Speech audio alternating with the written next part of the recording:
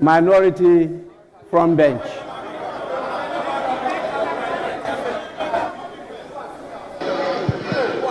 Thank you, Right Honourable Speaker.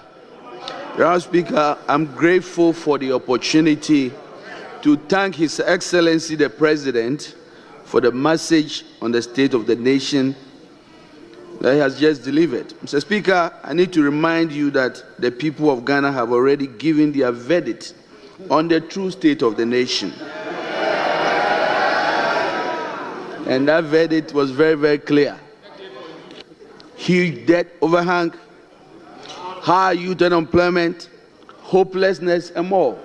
And you are thanking him for this. We have come to the end of the road for what has been undoubtedly the worst government under the Fourth Republic.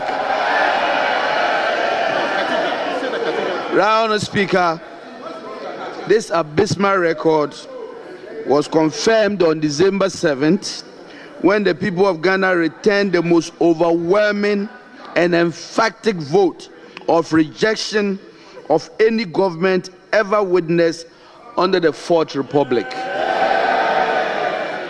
Mr. President, you will be remembered as the first president who was cushioned by the IMF when you began, and you are still being cushioned at the end of your term. Mr. President, you left something very important in your account. You left out an account of your promise to God to build him a cathedral. But Mr. President, Mr. President, I will leave that for you, between you and your God. Mr. President, let me remind His Excellency, Right Honourable Speaker, that his tenure in office will remain a timely reminder of how not to govern the country. But let me also be quick to assure the good people of Ghana that hope is on its way. And President John Dramani Mahama and the NDC, we can once again glean a brighter future from the throes of despair. Together we will work hard to lift ourselves from this historic low and reclaim our place, our glory as the Black Star of Africa once again. Fellow Ghanaians, we are comforted and strengthened by the following words of Scripture. And I'm quoting Exodus chapter 14, verse 13. And I quote, "And Moses said unto the people, Fear you not, stand still, and see the salvation of the Lord, which he will show you today. For the Egyptians whom you have seen today, you shall see them no more." Bye-bye, Mr. President. It is finished. With that, Mr. Speaker, I thank you very much.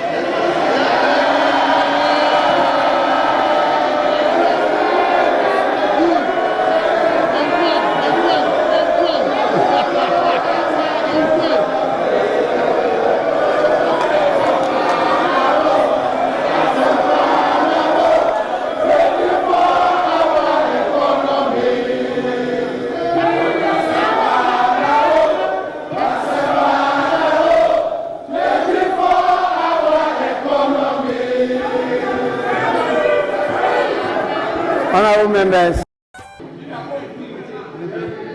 Thank you for the opportunity to say a few words in response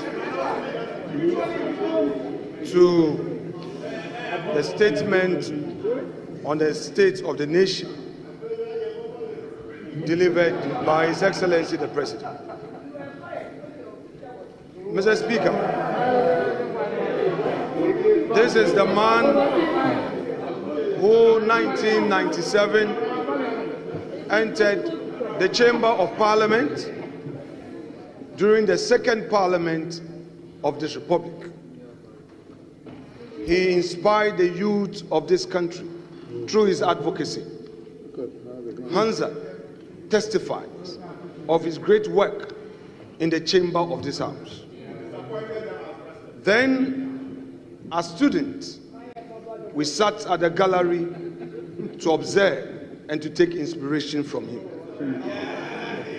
Mr. Speaker, through resilience, through firmness of conviction, he tried over and over again and made it to the presidency. Mr. Speaker, today he has fulfilled a constitutional obligation to boldly deliver for Hansa his records in office for the 8 years. Mr. Speaker, it may be that for some political expedience, we may not appreciate what he has done for this country.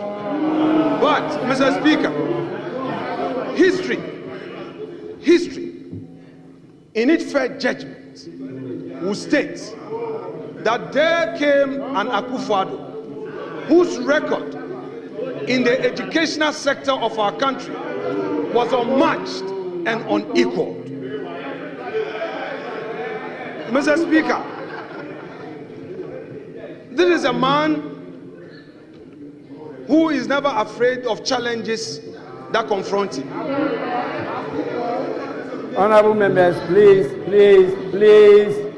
silence. Let's listen to the majority leader. Please.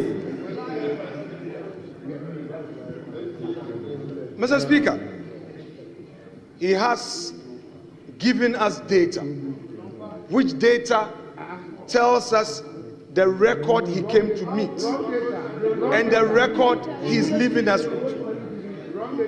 Mr. Speaker, the Agenda 111, a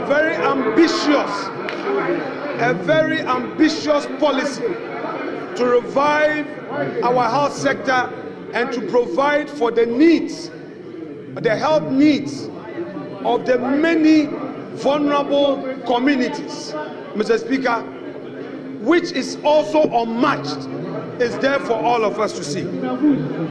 Mr. Speaker, above all, this president and his government have demonstrated that they have what it takes to keep our country safe all around us. And by virtue of my being a member of the ECOWAS Parliament, I am able to say on authority the challenges our West African neighbors face in terms of security. This country is safe and secure, and it is a haven for many West Africans who would want to invest in our country. This is a country we must be proud of. Mr. President, your country is proud of you. Democracy has experienced its best under your leadership. Today, we are being told that there's a new hope. That's no problem. It is supposed to be so. But soon, we will see the true colors of the umbrella. So, Mr. Speaker, I would want to say to my colleagues that you are yet to take over. We would be watching you for the next 4 years. And if indeed you have transformed, we will see with our naked eyes. This is a government that came into office and faced major challenge which confronted the world all over, but demonstrated resilience. This is a government that ensured that in spite of the COVID, all government sector workers were paid. This is a government that kept the lights on. This is a government that ensured that over 5.7 million Ghanaians had access to education.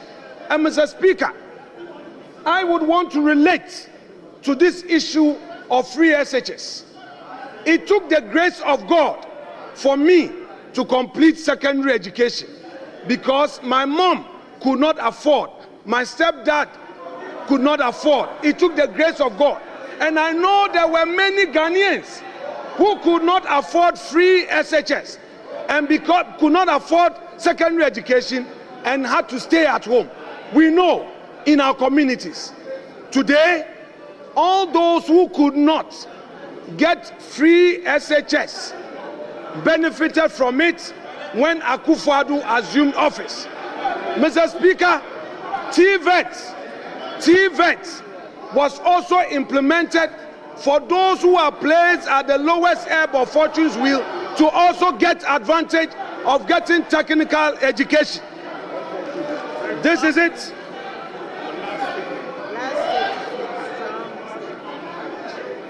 This is the record that Nana Addo Dankwa Akufo-Addo is leaving us with.